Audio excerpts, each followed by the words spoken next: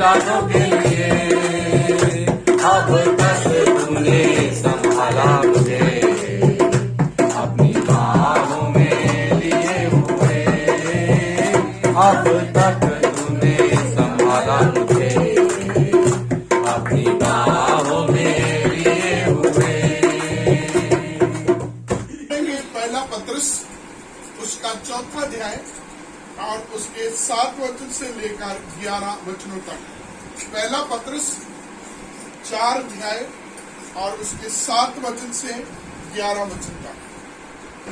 सब बातों का अंत तुरंत होने वाला है, इसलिए संयमी होकर प्रार्थना के लिए सचेत रहो। सब में श्रेष्ठ बात यह है कि एक दूसरे से अधिक प्रेम रखो, क्योंकि प्रेम अनेक पापों को ढांप देता है।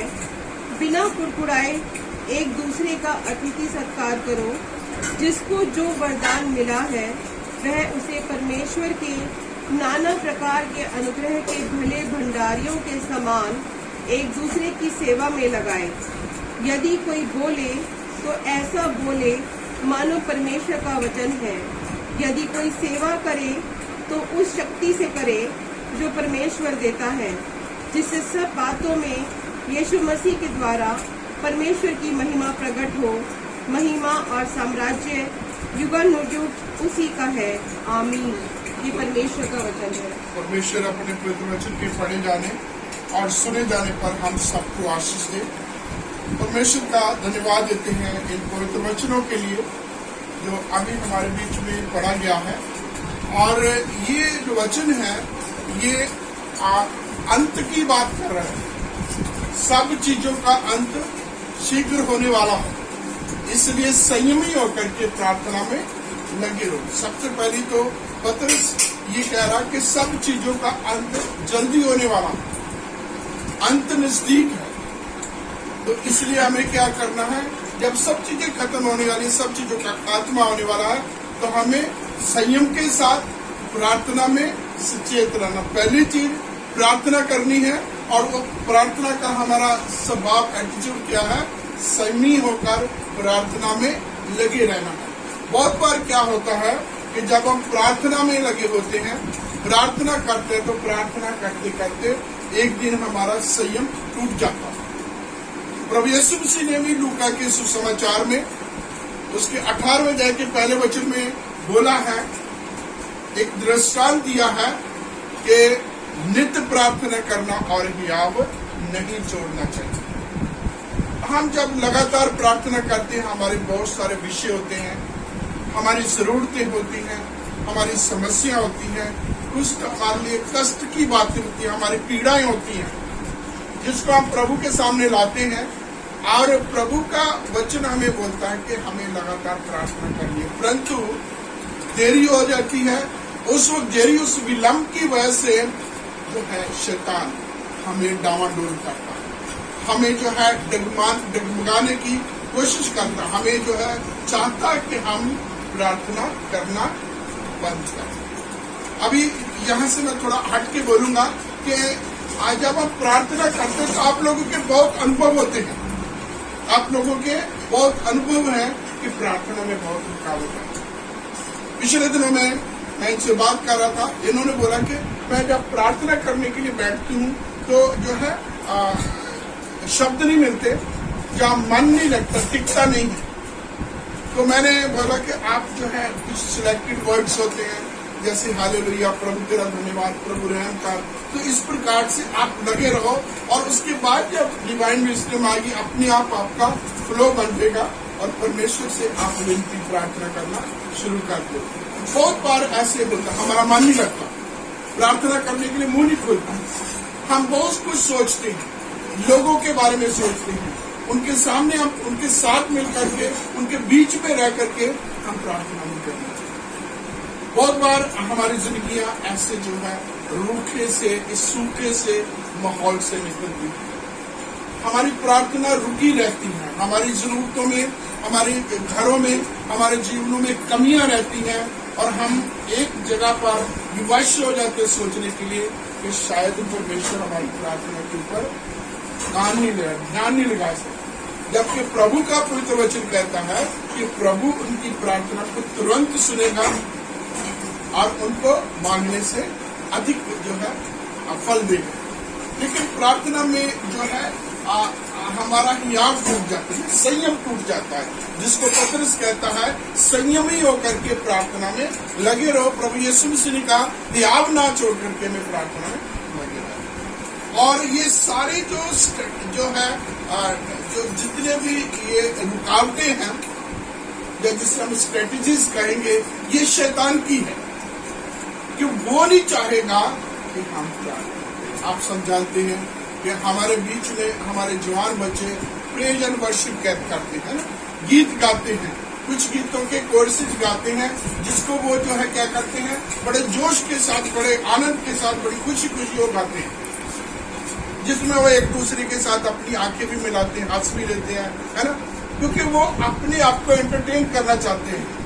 हम कहते हैं तो हम प्रेज एंड वर्शिप करते हैं, होता क्या है कि लोग अपने आप को एंटरटेन करते हैं उन गीतों के द्वारा, और ये भी अच्छी बात है, हम अपने आप को खुश करें, लेकिन उनके द्वारा प्रभु की महिमा होनी चाहिए। लेकिन ये बहुत कम एटीट्यूड होता है। शैतान कभी भी हमें प्रेज एंड वर्शिप के ऐसे जो कोर्सेज या गीत या भजन या जो भी और किसी प्रकार की कव्वाली है या गजल है जो और भी है, उससे कभी शैतान नहीं रोकेगा।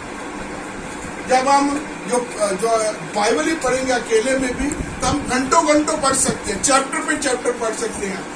एक सिटिंग में हम जो है एक किताब को आराम से लेकर के जो है उसको खत्म कर लेते हैं। संगति में भी जब जाते हैं, कन्वेंशन में भी जब जाते हैं, और बहुत सारी संगतियों में, महासंगतियों में भी जाते हैं, तो इतनी रुकावट नहीं आती, रुकावट आती है लेकिन कम आती है।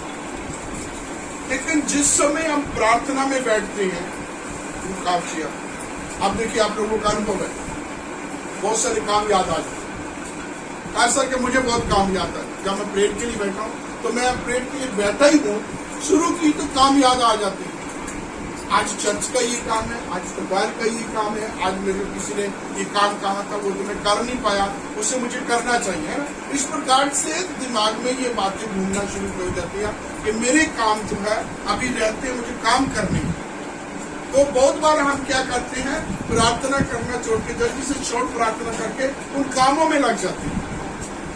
और जो जैसे जो पहले बताया, मैं किसी काम में बताया कि प्रार्थना में मन नहीं लगता, कंसंट्रेशन नहीं हो पाता, ध्यान नहीं लगता। तो ये जो शैतान ऐसा हमारे जिंदगियों में करना चाहता है। जब हम प्रार्थना कर, नींद आ जाती है ना, डिस्टर्बेंस हो जाती है। कई बार ऐसे होता है कि हम प्रेयर में बैठे हैं तो क्या होता है कि बच्चे रोना शुरू कर देते हैं, बच्चे शोर मचाना शुरू कर देते हैं, आपस में लड़ाई हो जाती है, बाहर शोर मचना शुरू हो जाता है, तो हमारे सारी की सारी जो कंसंट्रेशन प्रेयर से हट करके बाहर के माहौल में चली जाती है, क्योंकि शैतान नहीं चाहता हम प्रार्थना में लगे। इसलिए वो नहीं चाहता कि हम सचेत होकर के प्रार्थना में संयम के साथ, संयमी होकर के प्रार्थना। वजह क्या है? वजह क्या है? क्योंकि शैतान जो है मुझसे, आपसे, हम सब से अधिक परमेश्वर के बारे में जानता है। उसे वो परमेश्वर की सारी प्लानिंग, परमेश्वर के वचन सब कुछ जानते हैं। आप जानते हैं ना कि जब प्रभु यीशु मसीह जो है सेवकाई के लिए तैयार हो रहा था, तो शैतान प्रभु यीशु मसीह के पास पहुंचता है, प्रभु यीशु मसीह की परीक्षा लेता है। प्यार क्या था? क्या था प्यार? वचन परमेश्वर का वचन। क्या कह रहा था? परमेश्वर का वचन कोट कर रहा है ना। शैतान प्रभु यीशु मसीह की परीक्षा ले रहा है और क्या बोल क्या रहा है? व्यवस्था को कोट कर रहा है। व्यवस्था में परमेश्वर का वचन कहता है कि इंसान रोटी से जीवित नहीं रहता। सबसे पहले खाने पीने की बातों को प्रभु यीशु मसीह के सामने लेके आया। यदि तू परमेश्वर का पुत्र है ना, पत्थरों से बोल दे, वो तेरे लिए रोटी बन जाए। और प्रभु यीशु मसीह ने कहा ये भी लिखा है, मनुष्य केवल रोटी से नहीं। उसके बाद उसको एक और वचन दिया कि तेरे लिए प्रतिज्ञा की गई है, ऊपर से नीचे गिरा दे ताकि उसके स्वर्गदूत आएंगे तुझे हाथों हाथ उठाने। और प्रभु ने ये भी कहा कि अपने परमेश्वर की परीक्षा।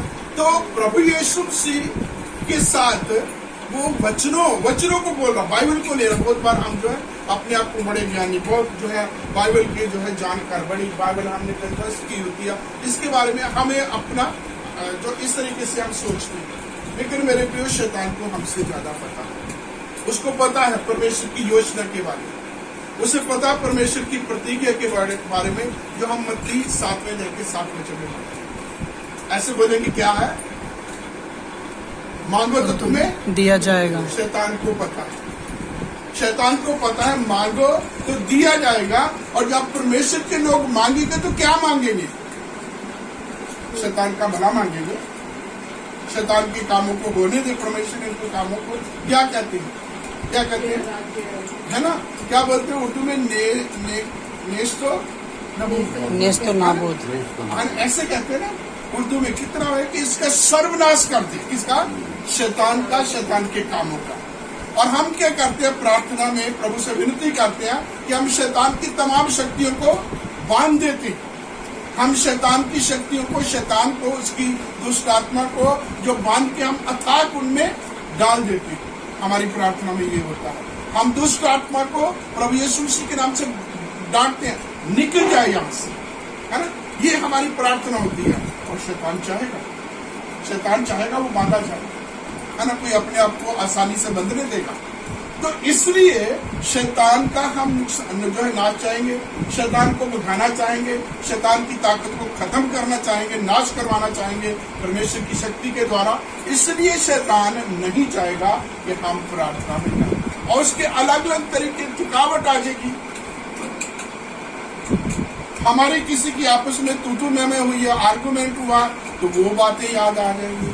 कभी किसी ने हमारे साथ नाजायज किया तो हमें वो बातें आ रही। तो हम प्रार्थना में प्रार्थना करने के बजाय हम कुड़कुड़ाते रहेंगे, सोचते रहेंगे, जो कुयुक्तियां करते रहेंगे, क्योंकि शैतान हमारे हियाव को, हमारी हिम्मत को, हमारे जो है हमारे संयम को तोड़ना चाहता है। परमेश्वर का पवित्र वचन कहता है हमें संयमी होकर प्रार्थना में सचेत रहना। सचेत का मतलब क्या है? चौकन्ने रहना, एकदम होशियार रहना है कि शैतान तरह तरह की अपनी स्ट्रेटेजी को प्रार्थना बंद करने के लिए इस्तेमाल करे। 7 वचन में कहता है सब चीजों का अंत तुरंत होने वाला है। उसके बाद इसलिए संयमी होकर प्रार्थना के लिए सचेत रहो। उसके बाद सब में श्रेष्ठ बात यह है कि एक दूसरे से अधिक प्रेम रखो, क्योंकि प्रेम अनेक पापों को ढांप देता है। पहली चीज परमेश्वर का वचन कहता है, जबकि जगत अंत का अंत आने वाला है, जगत की तमाम चीजें खत्म हो जाने वाली है, तो हमें प्रार्थना में संयम के साथ प्रार्थना में सचेत रहने की जरूरत है। दूसरी चीज वो कह रहा है कि इन सबसे श्रेष्ठ बात, उत्तम बात यह है कि एक दूसरे से अधिक प्यार करो, एक दूसरे से अधिक प्रेम करो, क्योंकि प्रेम जो है बहुत सारे पापों को love covers over a multitude of since.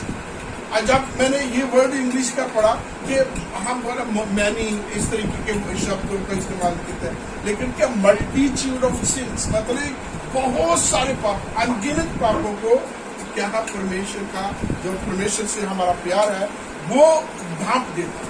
परमेश्वर के धर्मी जन की एक क्वालिटी है कि धर्मी जन बहुत सारे पापों को ढांप देता है।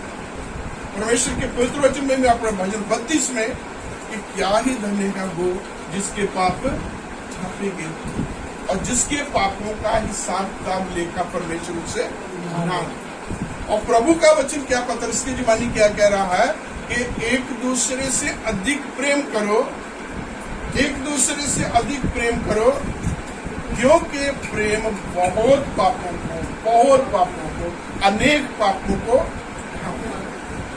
और आप सब जानते हैं हमारे अनुभव, हम किसी के साथ जो है बर्दाश्त कर जाते हैं, किसी की ज्यादती को, किसी के जो है गलत कामों को, गलत व्यवहार को, गलत बातों को, किसी के द्वारा पहुंचाए हुए लॉस को हम सह लेते हैं, हम सह लेते हैं। हम जो है तू मैं करके भी, बेइज्जती करके, बेइज्जती करवा के भी, हानि नुकसान उठा के भी, फिर ऐसे व्यक्ति उसके साथ फिर हम लगे रहते हैं। या तो माफी बोलेंगे, सॉरी बोलेंगे, या अगला सॉरी बोलेगा, तो फिर से हमारा सामान जो है पहले की तरह हो जाएगा। क्यों? क्योंकि हमारा एक दूसरे के साथ लगाव है, प्रेम है, कंसर्न है एक दूसरे के साथ, और हम उन कमियों को एक वक्त तक हमें थोड़ा इरिटेशन होती है, उसके बाद हम उसके बर्दाश्त करते हैं। जहां हमारा प्यार, प्रभु यीशु मसीह ने भी यही किया ना परमेश्वर ने। यूहन्ना 3:16 में क्या कहा कि उसने प्रेम किया, किससे?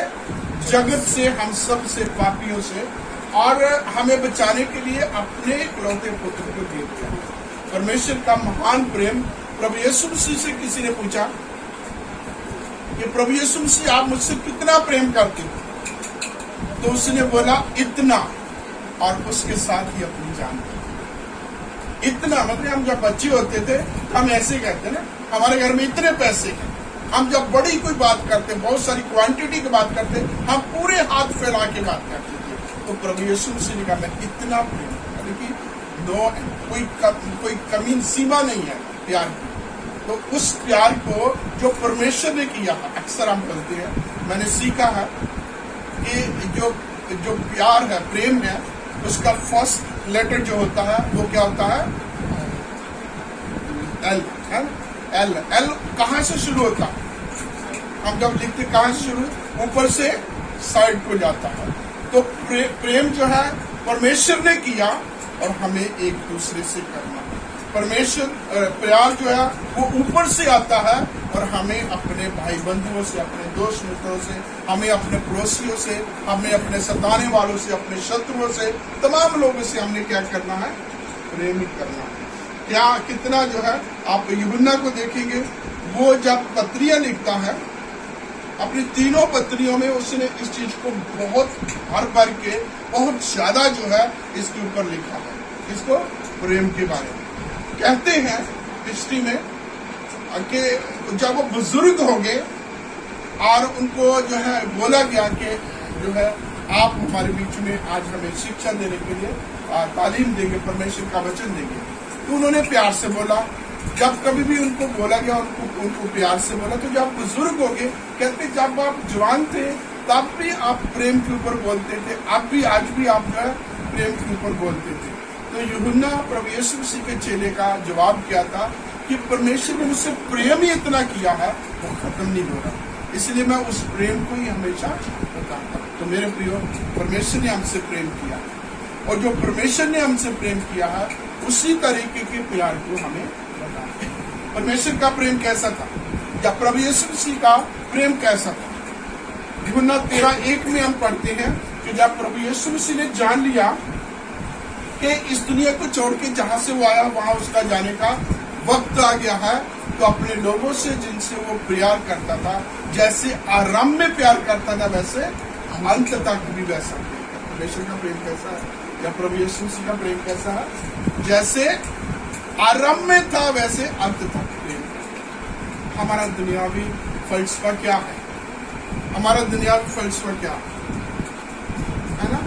हम देख है हाथ को हाथ है ना, जितना वो, हाँ जी, हाँ, गिवन एंड टेकन पॉलिसी हमारी होती है कि जो हमसे प्यार करता है, यहाँ कहीं रुकावट आती तो हम भी रुक जाते हैं, है ना? तो क्या प्रभु का क्या है?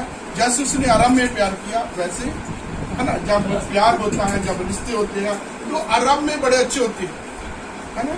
लड़का भी बहुत अच्छा, लड़की भी बहुत अच्छी, परिवार भी बहुत अच्छा, है ना? उस इलाके का सबसे अच्छा खानदानी परिवार में हमारी बेटी का, हमारा बेटा जा रहा है। इस तरीके की बातें होती हैं। लेकिन आगे जब होता है वो जो बहुत अच्छे होते हैं, आप उनका तलाक हो रहा है, अब उनके बीच में जो है लड़ाइयां हो रही हैं, अब उनके बीच में कोर्ट कचहरियां हो रही है। वजह क्या है? प्यार में कमी। जो प्यार आराम से किया था, जो अट्रैक्शन था, जो बीच की बात थी लुभाने वाली, वो अब खत्म होती जा रही है। अब जो शिस्तपन, अब जो कमियां आ गई हैं, आराम में क्या होता है? खूबियां दिखाई देती है, और जब एक दूसरे से अलग होना, फिर कमियों के अलावा कुछ दिखाई नहीं देता, और प्यार का जो है दी एंड हो जाता है। लेकिन जो है प्रभु यीशु मसीह ने प्रेम कैसे किया? जैसे आरंभ में किया, forever।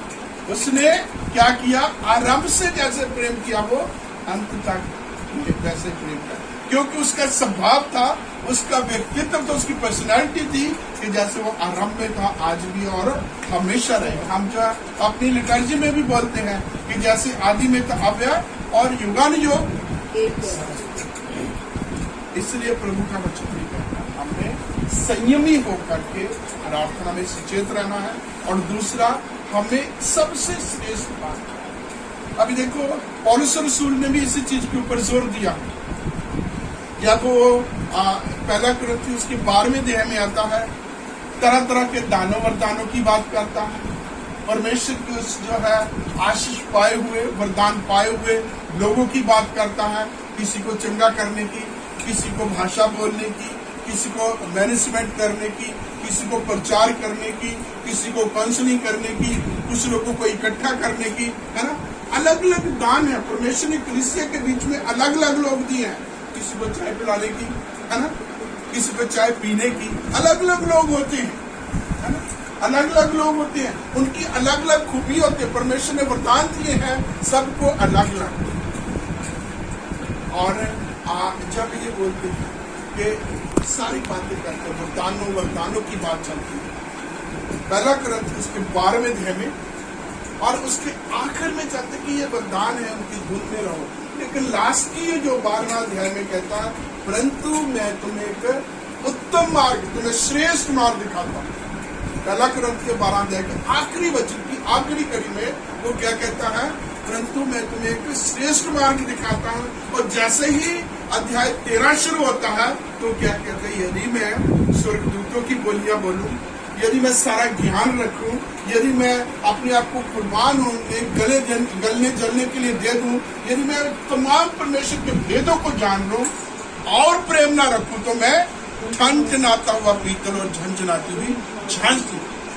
और बहुत सारे कामों को वो बताता, सेवों को बताता है, लेकिन कहता है यदि मैं प्रेम न रखूं तो मुझे कोई लाभ नहीं है। और आगे चौथे वचन में परमेश्वर के प्रेम की जो है परिभाषा दी हुई है। प्रेम दयालु है, कृपालु है, प्रेम सह लेता है, सहनशीलता रखता है, सब बातों की प्रतीति करता है ना। इस प्रकार से हम जो प्रेम की परिभाषा, बहुत अच्छा एक गीत है जो पौलुस ने प्रेम के ऊपर लिखा। उस प्रेम के बारे में पत्रस कहता है, सबसे अधिक एक दूसरे से प्रेम करो, क्योंकि प्रेम एक दूसरे के बहुत सारे पापों को माफ देता है। और आगे देखिए अगला वचन, 9 वचन पढ़ेंगे। बिना कुड़कुड़ाए एक दूसरे का अतिथि सत्कार करो, जिसको जो वरदान मिला है वह उसे परमेश्वर के नाना प्रकार के अनुग्रह के भले भंडारियों के समान एक दूसरे की सेवा में लगाए। तीसरी बात जो हमने 9वें वचन में पढ़ी है, क्या है?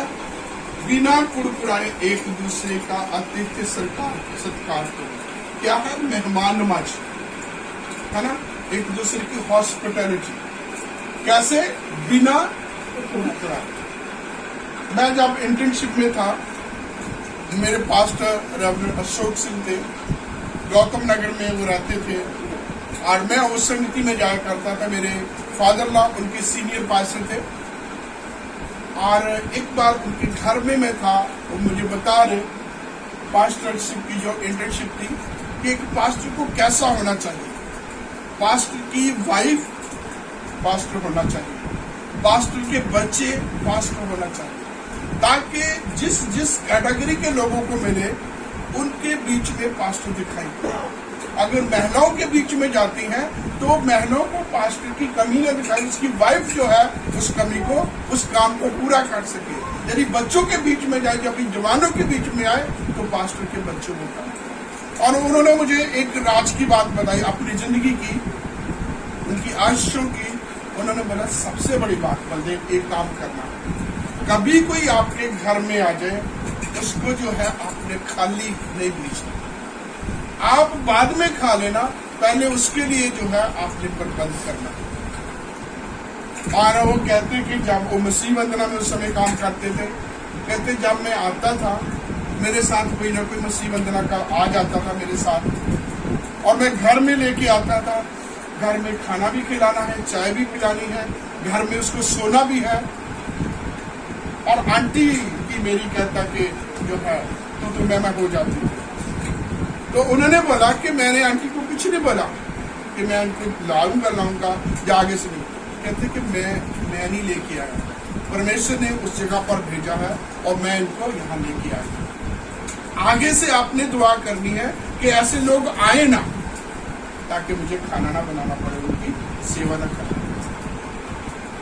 एक बात उन्होंने की, स्टेटमेंट मुझे आज भी याद है कि hospitality is the glory of home. जो मेहमानबाजी है वो घर की महिमा।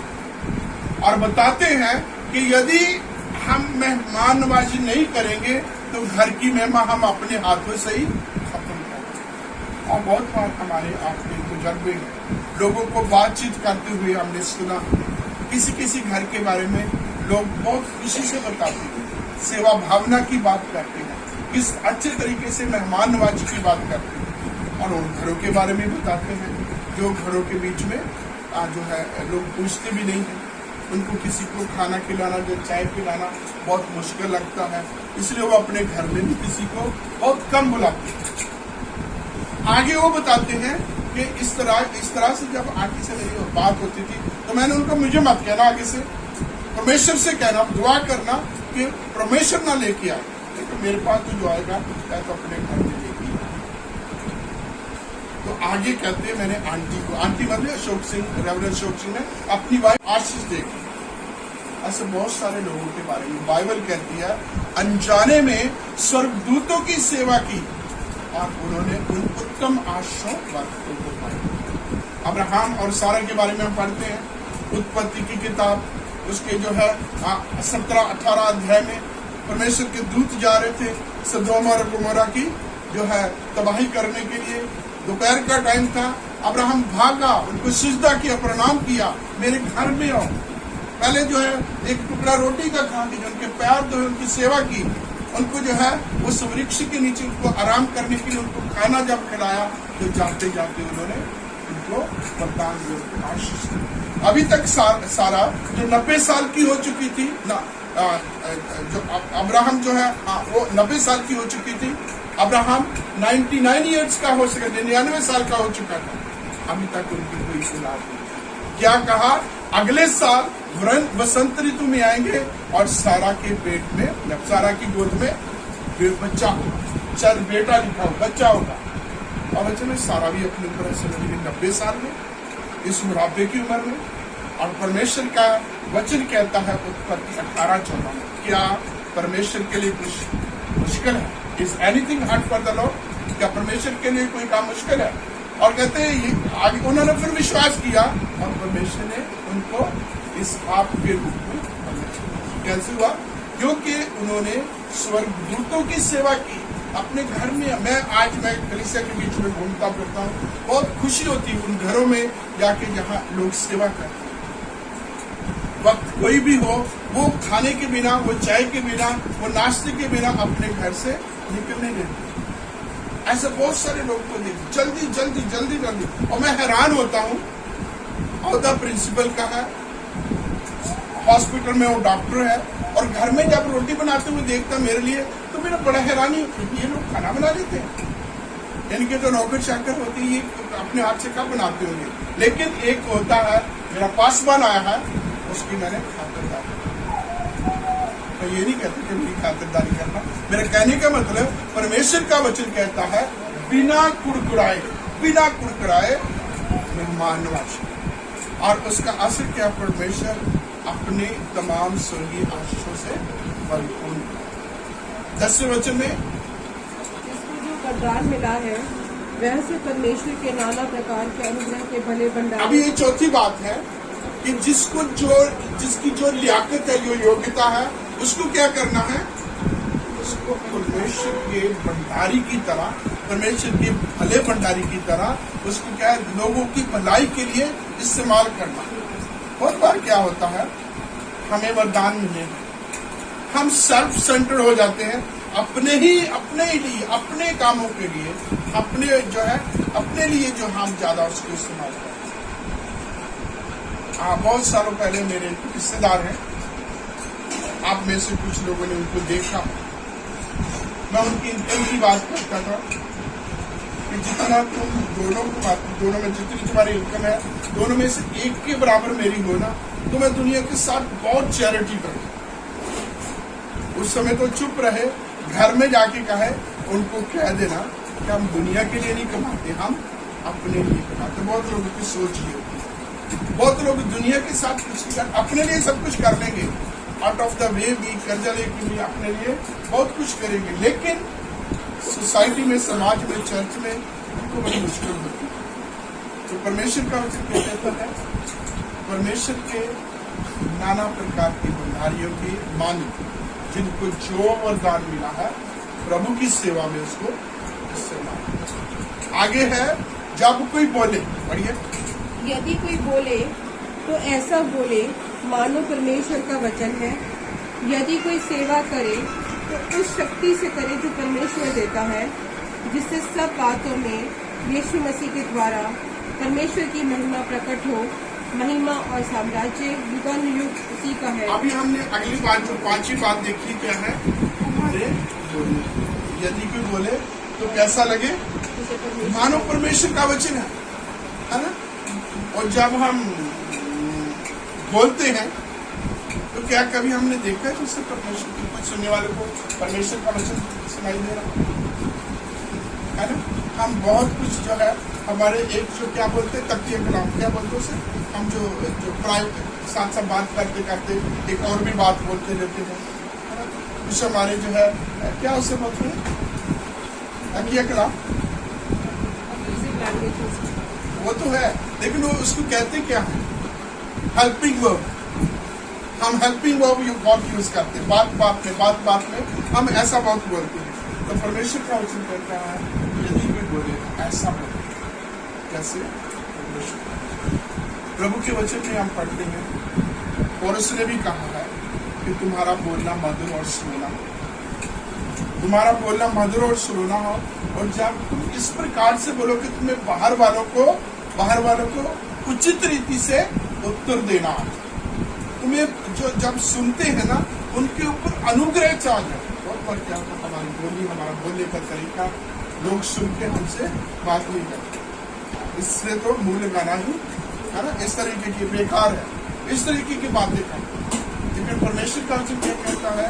हमने जब बोलना, जो हमारी बोली है, उसके द्वारा भी परमेश्वर को युगान युग महिमा मिलती है, उसके द्वारा परमेश्वर का नाम। आइए हम आज की इस शाम प्रभु का धन्यवाद देते हैं, जिसने कहा संयमी होकर प्रार्थना में सचेत रहे, सबसे श्रेष्ठ बात है एक दूसरे से प्रेम करें। और इसके बाद तीसरी चीज, हमें तीसरा क्या है? मेहमानबाजी, बिना कुड़काई आतिथ्य। और चौथी चीज, ऐसा बोले परमेश्वर का वचन। जो प्रभु ने 5 चीजों हमें प्रभु ने वरदान दिया है, उनको परमेश्वर की महिमा, परमेश्वर की स्तुति के लिए उनको हम सब अपनी आज्ञा नाम करेंगे, अपने सिरों को परमेश्वर मसीहा की जय जय जय, बोलो बोलो मसीहा की जय जय जय। मेरे लिए आया, मेरे लिए जिया, मेरे लिए आया, मेरे लिए जिया, मेरे लिए यीशु ने दुख उठाया, मेरे लिए यीशु ने दुख उठाया, मेरे लिए मारा गया, मेरे लिए मेरे लिए मारा गया, मेरे लिए मेरे लिए फिर उठा मेरा है मसीह, मेरे लिए फिर उठा मेरा है मसीह। मैं मसीह का हूँ, हम मसीह के हैं, खुशी खुशी मनाओ, खुशी खुशी मनाओ, खुशी खुशी मनाओ, खुशी खुशी मनाओ, बोलो बोलो मसीहा की जय जय जय, बोलो बोलो मसीहा की जय जय जय।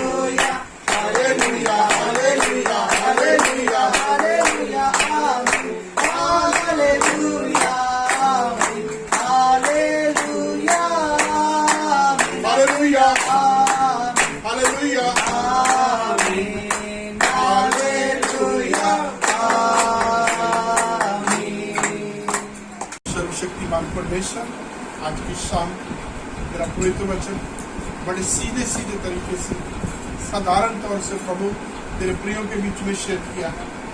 ये वचन जितना हमने सुना है, इसको और पढ़ के इसके ऊपर मनन करें और तेरी गहरे भेद इससे सीखें और इसको तेरे सेवा में, तेरी प्रभु महिमा में, कलीसिया की भलाई के लिए, एक दूसरे के आत्मिक उत्थान के लिए प्रभु हम इसको इस्तेमाल करें। हमें अपना बल, अपनी शक्ति, अपनी सामर्थ्य से, अपनी बुद्धि, अपने ज्ञान से, अपनी आत्मा, अपनी सच्चाई से परिपूर्ण करें और प्रभु जी तेरे सतपथ के रास्ते पर चलने में हमारे प्रार्थना को सुने। हमारे प्रभु और उद्धारकर्ता मसीह के पवित्र नाम। आमीन।